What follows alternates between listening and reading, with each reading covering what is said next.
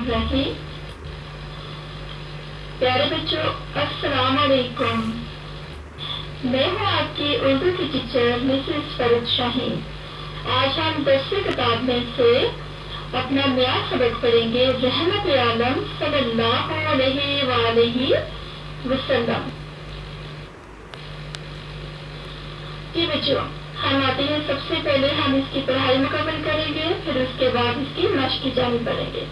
سب سے پہلے دیکھیے کہ میں نے یہاں پہ ایک چارٹ بنایا ہے جس میں آپ کے لیے مختلف الفاظ دیے ہیں۔ یہ الفاظ آپ کی مدد کریں گے اس پورے سبق کو سمجھنے میں، سیکھنے میں آسانی پیدا کریں گے، اور اس کے علاوہ یہ آپ کے املا کے بھی الفاظ ہیں جو آپ اپنی کاپی پہ لکھیں گے اور یاد بھی کریں گے۔ چلو ہم آتے ہیں پڑھائی کی جانب۔ رحمت عالم صلی اللہ علیہ وآلہ وسلم۔ رحمت عالم کا مطلب ہے پوری دنیا کے لیے، پوری کائنات کے لیے رحمت۔ اللہ تعالیٰ نے حضرت محمد صلی اللہ علیہ وآلہ وسلم کو تمام کائنات کے لیے رحمت بنا کر بھیجا۔ آپ صلی اللہ علیہ وآلہ وسلم رحم دل اور ہمدرد تھے، دوسروں کو تکلیف میں دیکھ کر بے قرار ہو جاتے، بے چین ہو جاتے اور ان کی تکلیف دور کرتے۔ آپ صلی اللہ علیہ وآلہ وسلم اپنے جانی دشمنوں سے بھی رحم دلی کا سلوک کیا کرتے تھے۔ حضور صلی اللہ علیہ وآلہ وسلم کو بچوں سے بہت پیار تھا، انہیں اپنے پاس بٹھاتے اور انہیں کھانے پینے کی چیزیں دیتے۔ آپ صلی اللہ علیہ وسلم نے بچوں کے ساتھ رحم اور شفقت سے پیش آنے کی ہدایت فرمائی ہے۔ شفقت یعنی محبت سے پیش آنے کی ہدایت فرمائی ہے۔ حضور صلی اللہ علیہ وآلہ وسلم نے جانوروں کے ساتھ بھی اچھے برتاؤ کا حکم دیا ہے۔ برتاؤ یعنی سلوک کا حکم دیا ہے۔ اسی طرح کا ایک واقعہ ہے بچوں کہ ایک مرتبہ آپ صلی اللہ علیہ وآلہ وسلم ایک باغ میں گئے، وہاں پر ایک کمزور سا اونٹ آپ صلی اللہ علیہ وسلم کو دیکھ کر بڑبڑانے لگا، یعنی وہ شکایت کرنے لگا اور اس کی آنکھوں میں آنسو آ گئے۔ رحمت عالم صلی اللہ علیہ وآلہ وسلم قریب جا کر اونٹ کے سر پر رحمت عالم صلی اللہ علیہ وآلہ وسلم نے قریب جا کر اونٹ کے سر پر ہاتھ پھیرا تو وہ چپ ہو گیا۔ آپ صلی اللہ علیہ وسلم نے اس کے مالک کو بلوایا اور فرمایا، دیکھو اس اونٹ نے مجھ سے شکایت کی ہے کہ تم اس کو بھوکا رکھتے ہو اور اسے تکلیف دیتے ہو۔ ان جانوروں پر رحم کیا کرو جنہیں خدا نے تمہارے تابع کر دیا یعنی تمہارے فرما بردار جنہیں بنایا ہے، تمہارے محتاج جنہیں رکھا ہوا ہے۔ تو جو بچوں یہ واقعہ پڑھنے سے اس سے ہمیں یہ پتہ چلتا ہے کہ اگر ہم بھی کوئی اپنے گھر میں جانور پالتے ہیں، کوئی پرندہ رکھتے ہیں، تو ہمیں اس بات کا خیال رکھنا چاہیے کہ ہمیں جانوروں کے ساتھ، پرندوں کے ساتھ رحم کا معاملہ کرنا چاہیے، انہیں تکلیف نہیں دینی چاہیے، انہیں بلا وجہ کسی اذیت میں مبتلا نہیں کرنا چاہیے، یعنی انہیں وقت پہ کھانا پینا مہیا کرنا چاہیے تاکہ وہ تکلیف اور اذیت سے بچے رہیں۔ یہ بچوں، اسی طرح رسول پاک صلی اللہ علیہ وآلہ وسلم کا لوگوں سے محبت کا یہ عالم تھا کہ خود بھوکے رہ کر بھی دوسروں کو کھانا کھلاتے تھے۔ اکثر اوقات آپ صلی اللہ علیہ وسلم کے یہاں مہمان آتے تو سب کچھ ان کو کھلا دیتے۔ آپ صلی اللہ علیہ وسلم غریبوں سے بہت زیادہ محبت کا برتاؤ کرتے تھے۔ برتاؤ یعنی سلوک کرتے تھے، یعنی سلوک کرتے تھے کہ اگر آپ صلی اللہ علیہ وسلم فرماتے تھے کہ اگر کسی مسکین کو اپنے دروازے پہ کھڑا دیکھو تو اسے کچھ دیے بغیر واپس نہ کرو، خواہش والے کا ایک ٹکڑا ہی کیوں نہ۔ یعنی اگر ہمارے سامنے کوئی مانگنے کے لیے آ جاتا ہے، اللہ کے نام پہ لینے کے لیے آ جاتا ہے، واقعی وہ مستحق ہے، وہ مسکین ہے، وہ غریب ہے، تو اسے کچھ نہ کچھ ضرور دینا چاہیے، اسے کبھی بھی خالی واپس نہیں بھیجنا چاہیے۔ آپ صلی اللہ علیہ وسلم کو کسی سے نفرت یا دعوت نہ تھی۔ آپ صلی اللہ علیہ وسلم نے اپنے چچا حضرت حمزہ رضی اللہ عنہ سے بھی بہت محبت تھی۔ آپ صلی اللہ علیہ وسلم نے ان کے قاتل کو بھی معاف کر دیا تھا۔ فتح مکہ کے دن اگر آپ صلی اللہ علیہ وسلم چاہتے تو اپنے جانی دشمنوں سے بھی بدلہ لے سکتے تھے، لیکن آپ صلی اللہ علیہ وسلم نے رحمت سے کام لیا اور تمام دشمنوں سے فرما دیا کہ آج تم سے کوئی بدلہ نہیں لیا جائے گا، تم سب آزاد ہو، جہاں چاہو جا سکتے ہو۔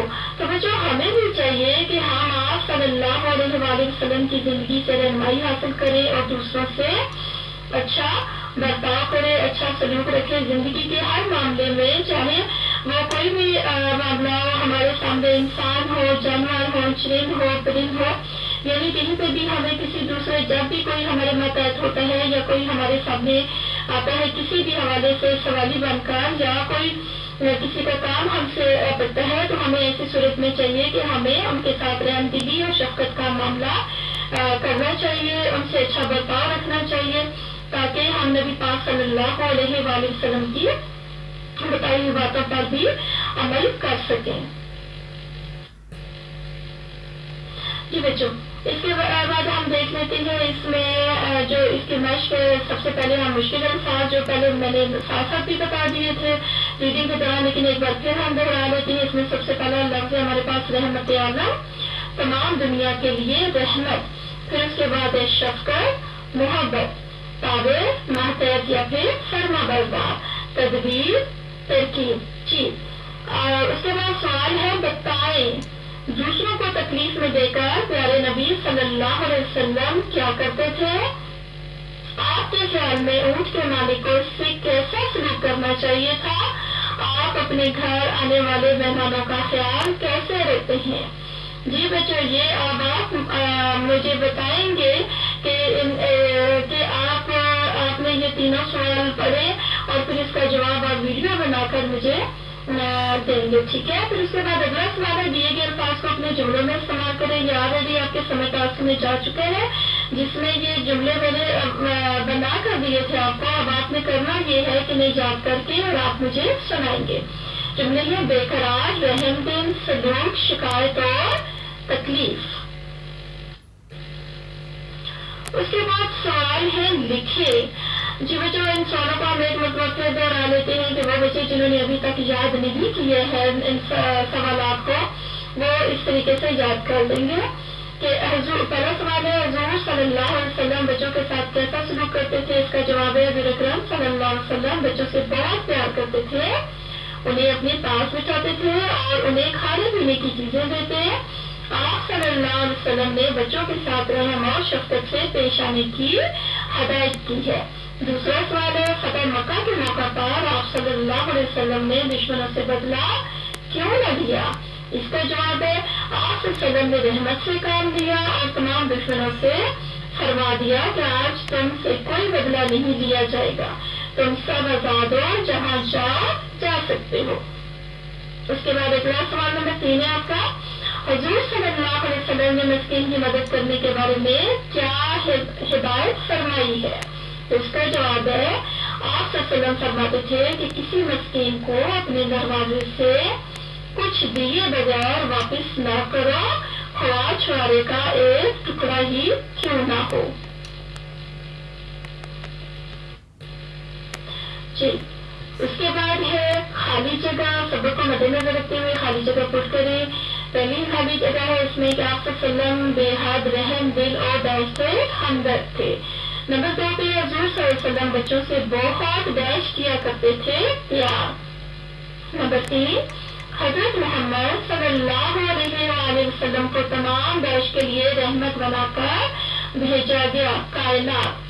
نمبر 4 آپ صلی اللہ علیہ وسلم اپنے جانی دشمنوں سے بھی داعش کا سلوک کیا کرتے تھے، رحم دلی۔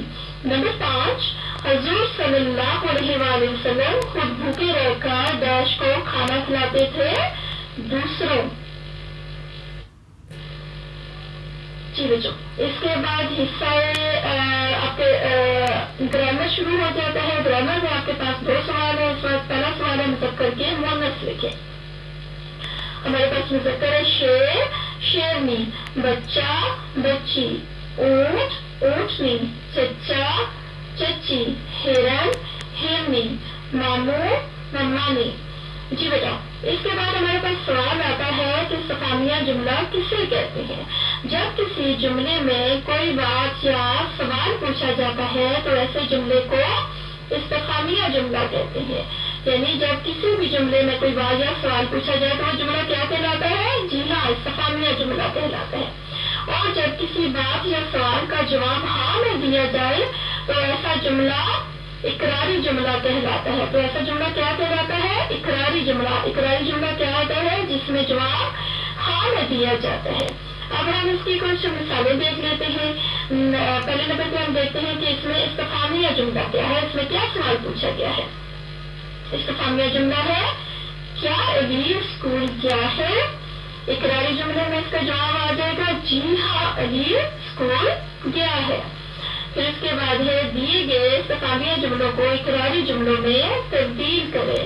یہ آپ نے اپنی کتاب پہ بالکل اسی طرح لکھنا ہے. استفہامیہ جملہ ہے کیا حضور صلی اللہ علیہ وآلہ وسلم بچوں سے پیار کرتے تھے. اس میں آپ نے اقراری جملے میں کیا لکھنا ہے؟